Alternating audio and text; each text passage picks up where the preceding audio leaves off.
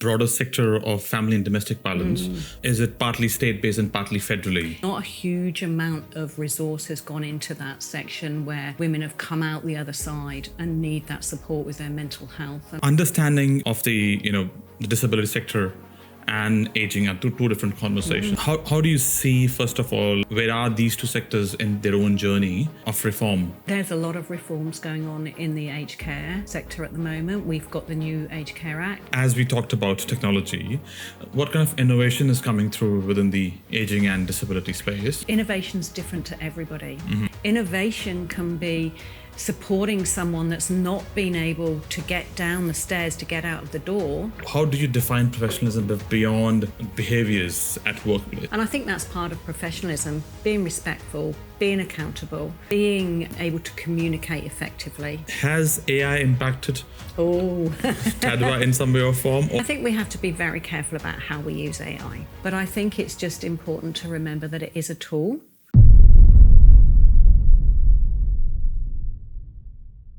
Welcome, Gill. How are you? I'm good, thank you. Thank you for inviting me today. Thank you for coming over. Good to have an interaction with you today. We have bumped into multiple times across multiple events. But before I delve into your role and what you've been up to, please share a brief story about your brief background and experiences and work. Okay, will do. So my background is in nursing. I'm a nurse by trade. From the UK, I started out as an enrolled nurse and then I became a registered nurse shortly after that. I've got quite a history of academia. So from registered nursing, I did a master's in public health. Education was always something that I was very keen on and supporting others. So I did a postgraduate certificate in professional education. So I'm actually a qualified teacher as well. Then during that time, I went to work for NHS Education for Scotland, which is basically an arm of the Scottish Government. And I was very fortunate in the fact that they sponsored me to do a professional doctorate. So I did a doctorate while I was working there. I worked there initially. I initially went there on a 3-month contract and stayed for 10 years and progressed through the ranks, did a lot of leadership training within that role, ended up as a program director there. I had... At one point, I had reshaping care for older people in my portfolio and healthcare-associated infection. Then I moved to Australia. And that was 8 years ago now. And rather naively, I think I thought that I would be able to pick up a similar type of job relatively easy. But it's not like that, and you have to earn your stripes. And so I've now earned my stripes. I started off doing a little bit of consultancy work. Then I went to work for the AIDS Council for a period of time as their clinical manager. And then I went down to Rockingham as the CEO for South Coastal Health and Community Services, which is essentially a women's health service, working in mental health, working with family and domestic violence victims, and also Aboriginal child and maternal health services. Then a year ago, I started as the CEO at TADWA, so Technology for Ageing and Disability, WA. When I was down at South Coastal, I also did a bit more academia and I did a triple diploma in business compliance and quality auditing.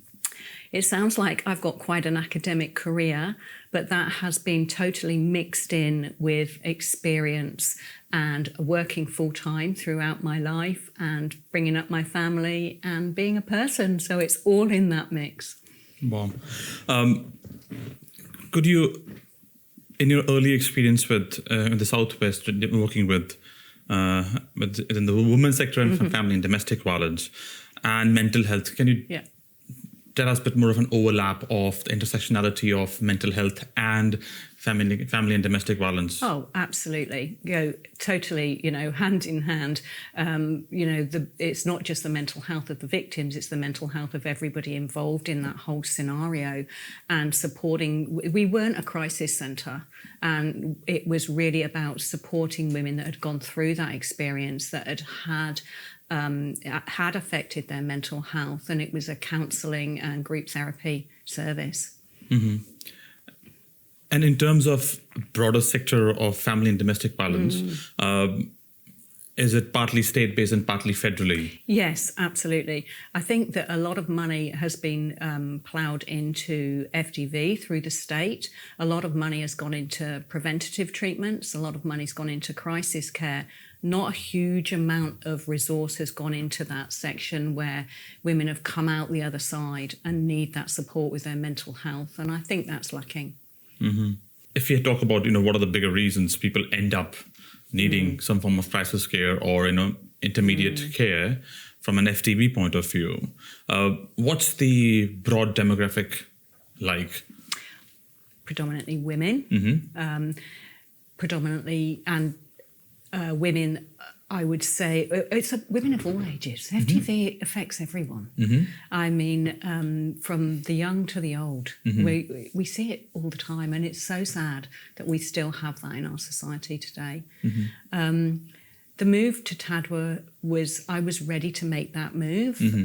I felt that I'd given all I could give into that sector at that time, although it's still very close to my heart, and I'm actually a board member now for South Coastal Health and Community Services. Lovely. Wow. Understanding of the disability sector and aging are two different conversations in terms of these are two different sectors. That's mostly right. federally run and with some funding here and there from the state point of view. How do you see, first of all, where are these two sectors in their own journey of reform?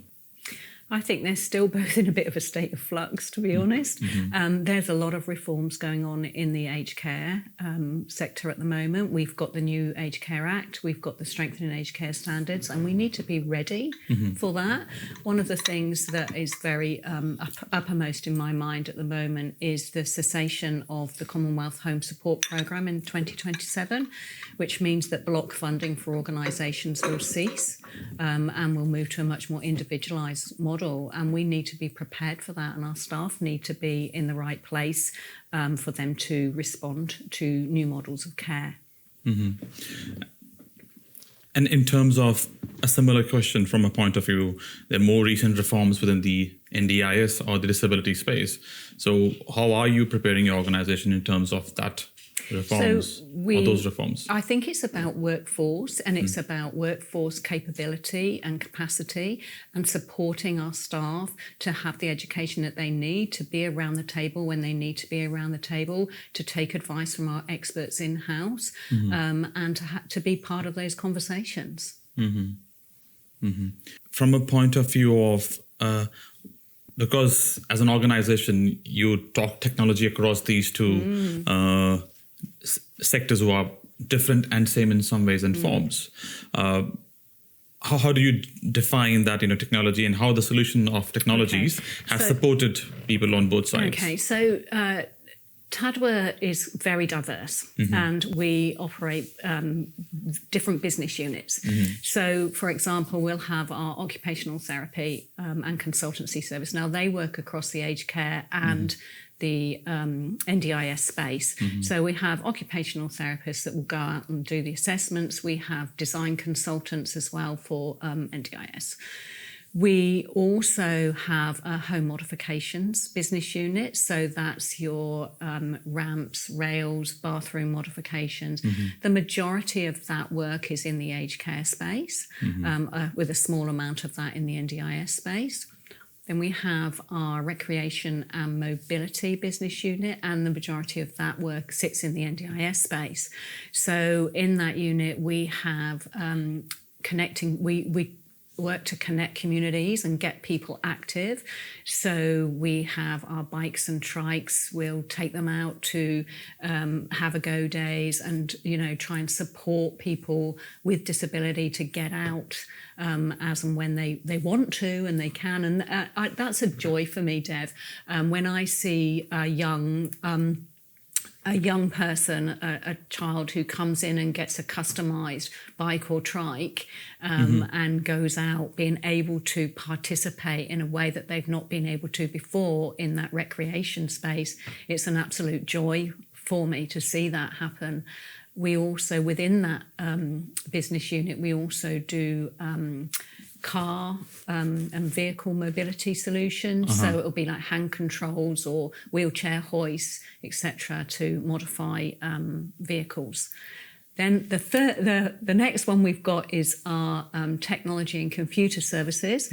Now this goes back to when Tadware came about 40 years ago, and 40 years ago it was a group of volunteers that actually started by modifying phones for people with disabilities, and that has grown as the organisation that we are today.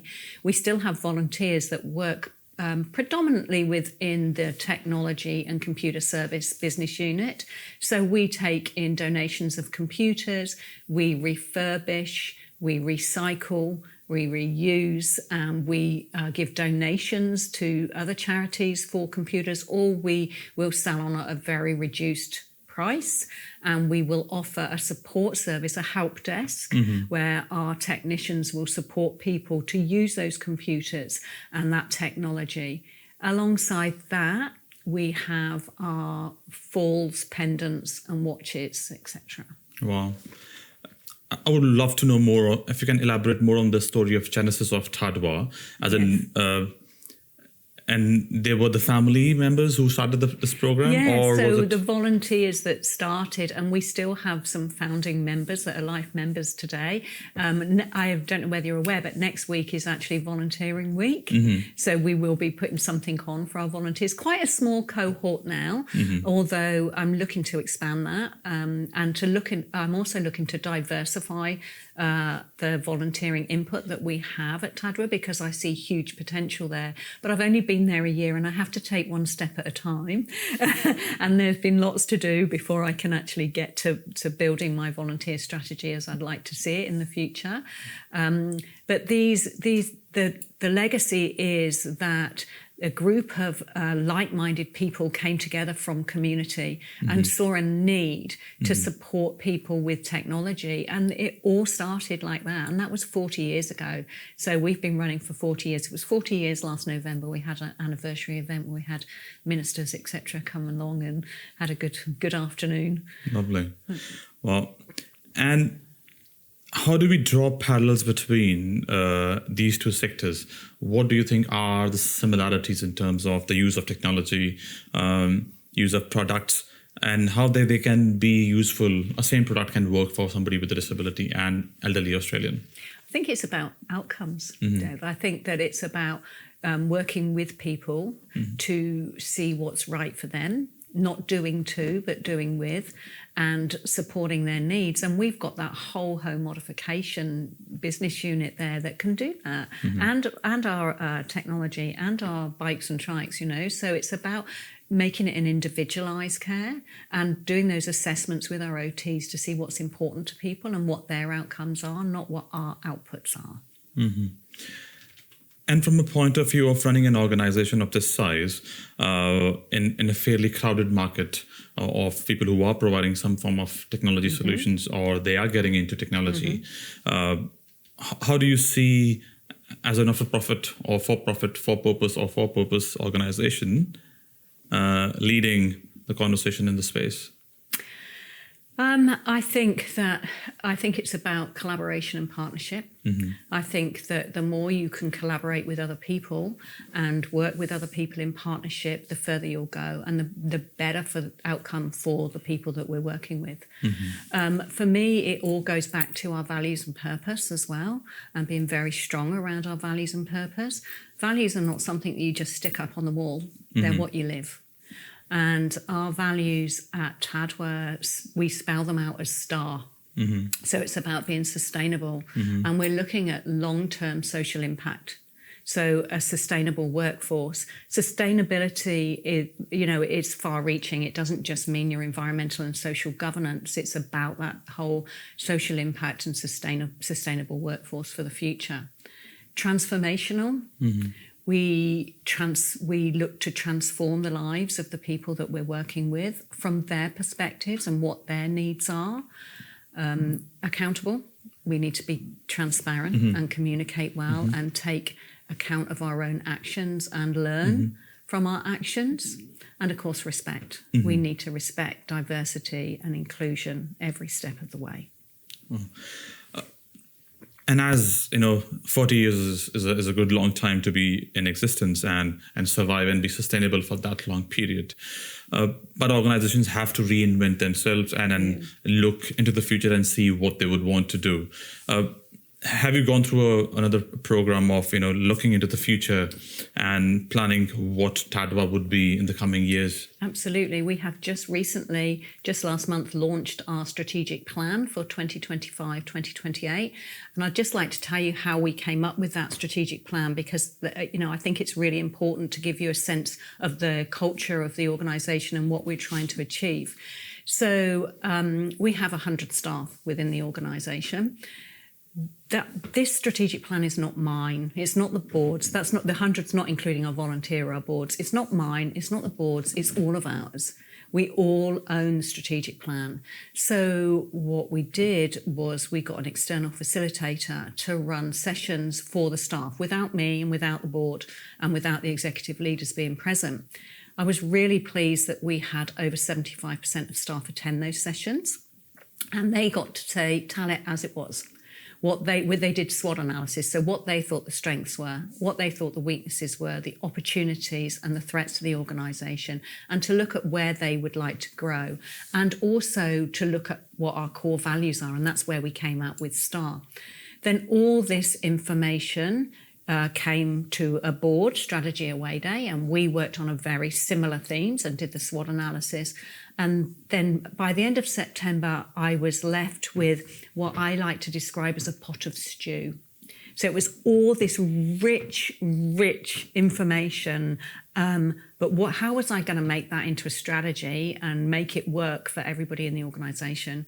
So sat down with a consulting colleague, and we went through with a fine-tooth comb and pulled out our strategic outcomes. So looking at our clients, our people, our sustainability and our governance structures from what we'd had from those sessions. So our strategy is very much built from the bottom up, and we all own it.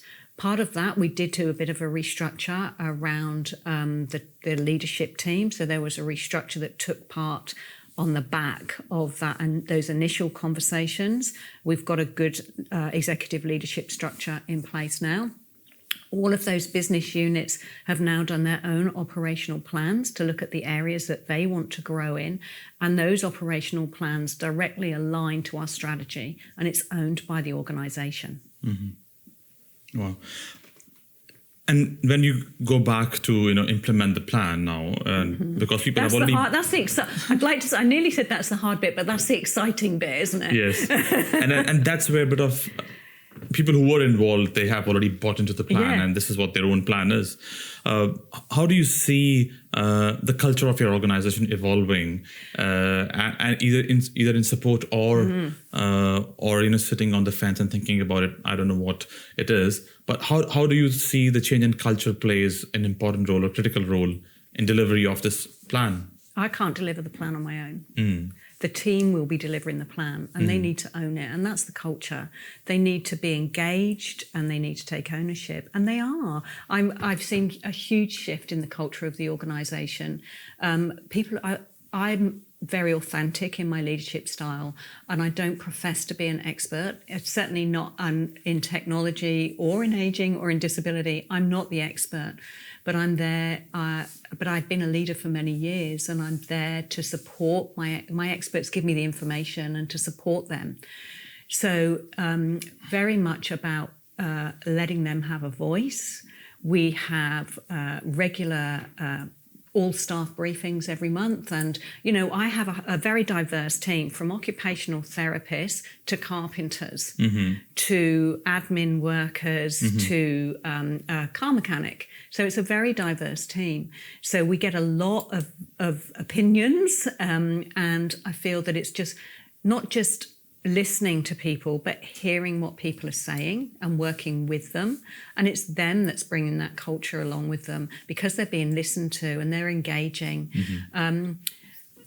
These staff meetings that we have, for example, you know, our staff work different hours because of the nature of the work they do.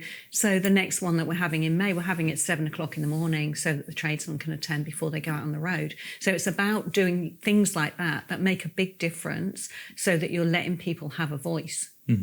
That changes the culture, and supporting people. We all make mistakes, and mistakes are allowed. It's okay. We learn from them and we improve our service from them. With time, I think the culture seeps in slowly as you have more role models displaying those values on a day in, day out basis. But in terms of that nurturing culture long term is hard work. It's not easy to maintain those values. You know, it's easy to slip off on, you know, role modeling the values which you aspire to be. How do you see that longer term challenge that the frontline, you know, middle managers and then junior managers leading those charges on their own? I think we need to equip them with the right skills to do that. So it's not just about their capacity, it's about their capability. So we need to support their professional development and support their leadership skills. And that way they will have a toolbox to assist them in that role modelling. But again, for me, it's about being authentic and about being who you are. And not trying to be somebody you're not. And if I can continue to be that role model and my executive leadership team, which I have a huge amount of faith in, continue to be those role models as well, then I think that becomes quite organic. But I just feel that people need to feel supported and they need to feel heard and engaged. And from as we talked about technology, what kind of innovation is coming through within the aging and disability space? You know, there's so much, but innovation's different to everybody. And innovation doesn't have to be the latest shiny thing that's off the shelf. Innovation can be supporting someone that's not been able to get down the stairs to get out of the door. Okay, what can we do how can we make this better for you? How can we get you out the door? That could be the innovation. Just, you know, supporting them to meet their outcomes. So I think innovation's a word that means different things to different people. Because there's so many products being coming to the market fairly quickly and then they're evolving. So how as an organization, do you spend time and effort on R&D or do you just identify the right products? No. We do. Right, we work closely with the universities. We attend, we've got the conferences this week. We're going to the ATSA conference this week. So there's the Australian Rehabilitation and Technology Association conference, which is biannual. So we make sure we get representation at conferences and events and seminars so that we're up at the forefront. We don't want to be on the back foot. We need to be at the forefront. And working in partnership with people and collaborating with people and investing in a bit of research and development. And from a point of view of the sector is a bit more, from a disability point of view, the sector is a bit more competitive and then challenged in terms of sustainability. A lot of new providers are coming into play, as well as a lot of the old providers who are either merging or being acquired by, or there are many providers getting deregistered because of unsustainability as a challenge. So how do you see long-term sustainability in the sector? Now that's a question, isn't it? I think that long-term sustainability, again, goes back to giving people choice, being with people, being the preferred provider. Some of the issues we have, by the time we might get an NDIS client, for example, by the time we might get that NDIS client working with us for a bike or trike or OT assessment or whatever, they've been waiting quite a long time to get to that space. And sometimes they think that the wait is TADWA's wait when it's not. We've only had them a week or two, and it's about being transparent and saying that we're doing what we can, we'll do this by this time, and just really being good at what you're good at and focusing in on what your unique contribution is in the sector. And we are unique because we're so diverse. And we do deliver. And it's problem focused solutions and high quality standards, and it's focused solutions for people. You have worked across 2 different continents and multiple sectors now. Yes, I have. How has your purpose evolved working through your nursing background and academics and across all those sectors and then coming here? How has your purpose evolved? My purpose, I think my purpose, I in my core, my purpose is still the same. I believe that we need to give back. And I truly believe in the values of Tadwa, and I believe in integrity. And I think that, I don't know that I think it's just evolved organically. I think it's always been there in me from being a nurse, but maybe I'm more aware now. And I think it's maybe that awareness about, I'm a cog in a wheel, and what I can do to support others to make the engine work or the wheel work, then, that's what I need to do. And that's core in me. And I support emerging leaders, particularly women in leadership, as we've spoken about previously, because I think it's really important. And I also believe in leadership at every level. And I think that my busy will look different to your busy, to look different to your busy, but we're all just as important. And when I say leadership at every level, I really think about and talk about, we know our responsibilities and we know that we are important within that whole machine. And you have used the word authentic leadership. I have. But you don't land up with, again, talking about the evolution of the leadership model, because we start with some other style of leadership, and how have you grown as an individual? Because you don't start with... No, I think it's role modelling from other people and being exposed throughout my long now career to very different leadership styles. And I think what I've done is I've picked a little bit from here and I've picked a little bit from there. I mean, there are certain people that absolutely stand out in my mind as being really good leaders, but there are parts of their leadership style that I particularly liked, and I've tried to, I suppose, mirror that and always maintain my professionalism. And I think that you just, as you go along and you're exposed to different leadership styles, you kind of pick and choose your own. And yes, I've done the theory behind leadership. Of course, I've done the theory behind leadership. But I like to think that I bring people along and that I'm democratic, but also if I have to make a decision for the good of the organisation or for the good of an individual, I will make that decision. I'm not scared to make the decision. I think that's very powerful. And going on to, again, there are 2 different mindsets going within the disability and aged care space, right? In a way, you're running 2 different organizations.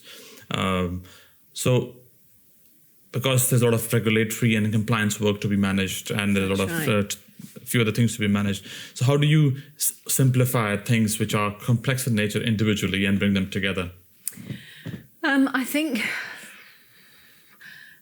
the complexity, they are very different, but there are also similarities. And I think I have an active ageing sector specialist within the organisation, and I have an NDIS sector specialist within the organisation. And actually they work very closely together. So although there are, as you say, very distinct and differences, there are, as I say, also similarities. So, for example, all of our staff need to be trained up in the new aged care standards. But the aged care standards are about putting the person in the centre. Now, that's exactly what we do in the disability space, put the person at the centre. So I think there are similarities. I do have distinct teams that work in aged care and work in the disability sector. There is crossover. in terms of, you use the word professionalism. Yeah. So one, professionalism is the way you present the way you operate at your workplace. And how do you define professionalism beyond your, behaviors at workplace? How do you define? How would I define it beyond my behaviours? Not your own, as in, how do you define professionalism in your sense? Yeah. I think it's about being. When I think about professionalism, I think about somebody who knows what they're doing, who knows their job, who's not afraid to own up to their mistakes and to continuously improve. And I think continuous improvement has a lot to do with professionalism.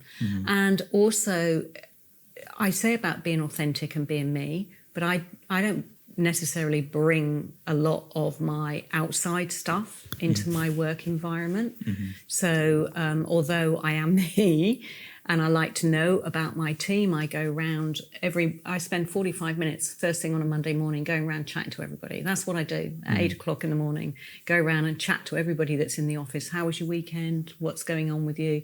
Just so that I get to know my staff. And I think it's important to do that, but you also have to maintain a level of, I don't want to say distance, because I don't think that's perhaps the right word, but about being accountable and respectful. And to yourself as well. And I think that's part of professionalism, being respectful, being accountable, being able to communicate effectively, and knowing your stuff. On the closing, I want to ask, how has AI impacted TADWA in some way or form, or the way of the workforce? As in, you have a team who might be using AI at work. Yep. So how has that impacted your organization? I think we have to be very careful about how we use AI. And I think that's a whole thing. And it's a bit like cybersecurity and AI. There are risks associated with it. It's a tool. And I think we have to remember that it's a tool within our toolbox to use. And yes, I'm sure that my team use AI. I'm sure they do. And I'm sure most people are these days using AI in some way, shape or form. But I think it's just important to remember that it is a tool, and that it can help us in the work that we do. But essentially, our organisation is person-centred. Okay, very human-centric experience. Lovely. And before we close, again, human-centric and person-centered, how do you bring that into policy, action and plans? I think you have to, again, I'm going back to listen to people. That's how I'm really keen to set up a user advisory group at TADWA. We don't have a user advisory group at this moment in time, but I've seen really good examples of that throughout the country about bringing users around the table and really getting a sense of what it's really like and hearing it from them and listening to them and taking that on board. Lovely. Thank you. Thank you, Gill. Thank you.